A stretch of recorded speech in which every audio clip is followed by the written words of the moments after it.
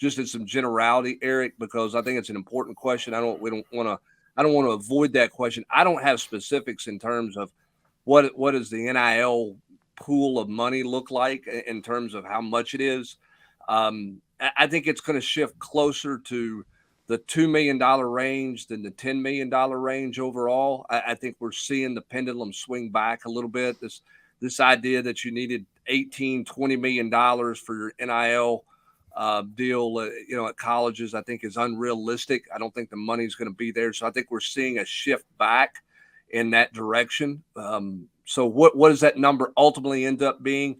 It's going to vary from school to school, but I think it's going to be more in the 5 and below category than it is going to be the 5 and 10 category year in and year out for an individual class.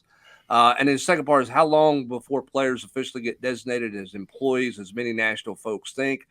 I don't think that's going to happen because you're going to get into antitrust, Rob. You're going to have to get into health insurance benefits, workman's comp. You got all kinds of things that you're going to get into if you're going to designate them as employees. So I just don't think that is ultimately going to be realistic when it's all said and done. I think they'll do everything they can to avoid. I'm not sure anybody in the country wants to designate them as employees, Rob. No, and I think once you got past the top, 8 programs in the SEC, the top 5 or 6 of the Big Ten, a couple here and there elsewhere. I mean, I just don't think it's feasible.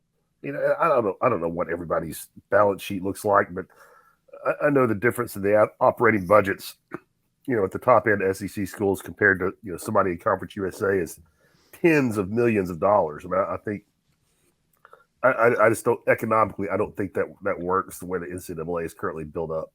I mean, you talk about have and have nots. I mean, I think that's where you'd see a real split.